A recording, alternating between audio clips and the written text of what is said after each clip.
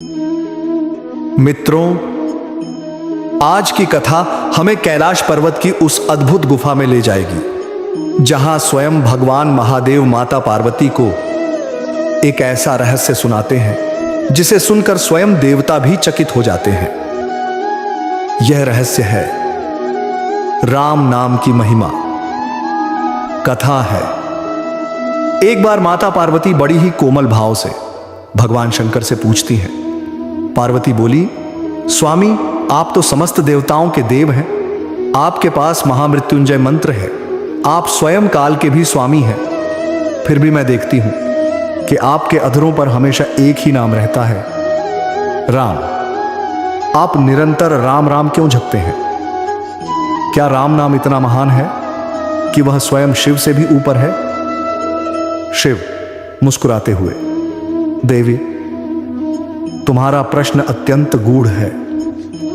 आज मैं तुम्हें वह रहस्य सुनाऊंगा जो युगों युगों तक छिपा रहा। सुनो पार्वती, यह संपूर्ण ब्रह्मांड अनगिनत शक्तियों से भरा है। ऋषियों ने अनेक मंत्र खोजे, गायत्री, महामृत्युंजय, विष्णु सहस्रनाम, परंतु इन सब में भी जो सर्वोच्च है वह है राम नाम, और इसी कारण मैं निरंतर राम नाम का जप करता हूं। शिवजी आगे कहते हैं, देवी, एक बार नारद ने भी मुझसे यही प्रश्न किया था। तब मैंने उससे कहा था, सहस्र नाम तुल्यं राम नाम वरानने, अर्थात हजारों नामों के जप के बराबर केवल एक बार राम नाम का जप है। सोचो पार्वती, जहां विष्णु के सहस्र नामों में अनगिनत बार राम आता है, तो क्या यह सिद्ध नहीं होता कि राम नाम ही सबसे महान है? पार्वती आश्चर्य से, स्वामी, पर ऐसा क्यों? राम नाम में ऐसी कौन सी शक्ति है जो उसे महामंत्र बना देती है? शिव बोले, देवी, राम नाम छोटा है, केवल 2 अक्षरों का, रा और म, परंतु इसकी शक्ति अनंत है। रा अक्षर अग्नि का प्रतीक है जो सारे पापों को जला देता है। म अक्षर जल का प्रतीक है जो शांति और अमृत प्रदान करता है। इस प्रकार यह नाम पाप को जलाता है और आत्मा को निर्मल करता है, इसीलिए इसे महामंत्र कहा गया है। शिव जी आगे समझाते हैं, देवी, भागवत में अजामिल की कथा आती है। वह ब्राह्मण जीवन भर पाप करता रहा, परंतु मृत्यु के समय उसने अपने पुत्र को पुकारते हुए नारायण कहा। सिर्फ एक बार नाम लेने से ही उसके सारे पाप मिट गए। विष्णुदूत आए और उसे मोक्ष दिलाया। अब सोचो, जब नारायण कहने से इतना फल मिला तो स्वयं राम नाम तो मोक्ष का साक्षात द्वार है। पार्वती बोली, स्वामी, क्या स्वयं राम भी अपने नाम को महान मानते हैं? शिव, हां देवी। लंका विजय के बाद जब राम अयोध्या लौटे तो एक साधु ने उनसे यही प्रश्न किया था। राम ने मुस्कुराकर कहा, मेरे बल या सेना से नहीं, बल्कि मेरे नाम के प्रभाव से रावण का नाश हुआ। राम स्वयं मानते हैं कि नाम ही सबसे बड़ा बल है। शिव जी आगे कहते हैं, तुलसीदास नामक संत ने राम नाम की महिमा का गान करते हुए कहा, राम नाम बड़ भाग्य बखाना, सकल सिद्धि सब राम ही ठाना। उन्होंने यह भी कहा, राम नाम मणिदीप धरु जी है देहरी द्वार, तुलसी भीतर बाहर हूं जौ चाहसी उजियार। अर्थात यदि तुम अंधकार मिटाना चाहो तो अपनी जिह्वा पर राम नाम का दीपक रखो, भीतर और बाहर दोनों प्रकाशित हो जाएंगे।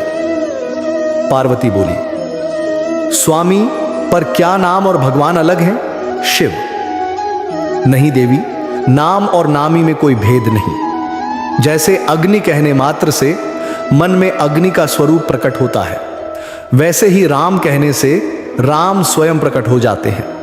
राम से बड़ा राम का नाम है, क्योंकि नाम के बिना नामी तक पहुंचना संभव ही नहीं। शिव आगे कहते हैं, देवी, मनुष्य जीवन भर अनगिनत पाप करता है, कभी वाणी से, कभी कर्म से, कभी मन से।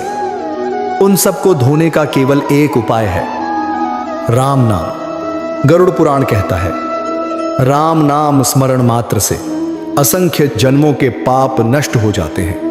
यही कारण है कि मैं निरंतर राम नाम जपता हूं। शिव बोले, देवी, त्रेता युग में यज्ञ सबसे श्रेष्ठ था, द्वापर में पूजा और ध्यान, परंतु कलयुग में यह सब कठिन है। इस युग में केवल एक ही नाव है जो मनुष्य को भवसागर से पार उतार सकती है, वह है राम नाम। इसीलिए कहा गया है, कलयुग केवल नाम आधारा, सुमिर सुमिर नर उतरहि पारा।